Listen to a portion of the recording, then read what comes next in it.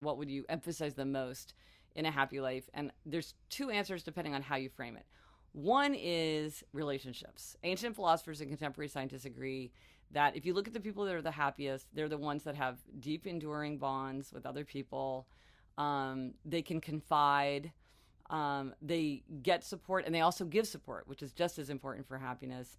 And they feel like they belong, and we need that for a happy life. And so anytime you're thinking about, well, should I go to my college reunion, should I have a Super Bowl party, should I start a book group, should I have my family over, should I, send that email to a friend, if it's something that's going to broaden your relationships or deepen your relationships, it's probably a good thing to do for your happiness, because relationships are so central. And if you're feeling lonely, we did a whole episode about loneliness on the Happier podcast, because it's such a happiness stumbling block, and there's so many different kinds of loneliness. You can be very lonely in some ways and then not at all lonely in others. So that's one, is relationships. But then I think another way to look at it is to say self-knowledge, and that we can only build a happy life on the foundation of our own nature, our own values, our own interests, our own temperament.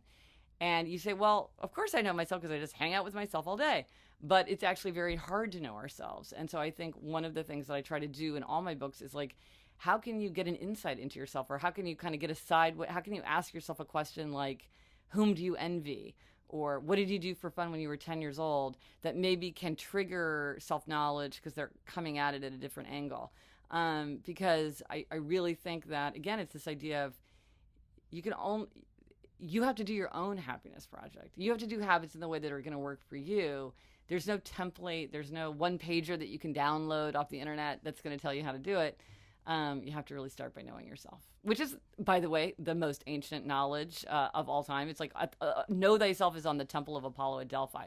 So this is not like copyright Gretchen Rubin, but it's old advice because it's true.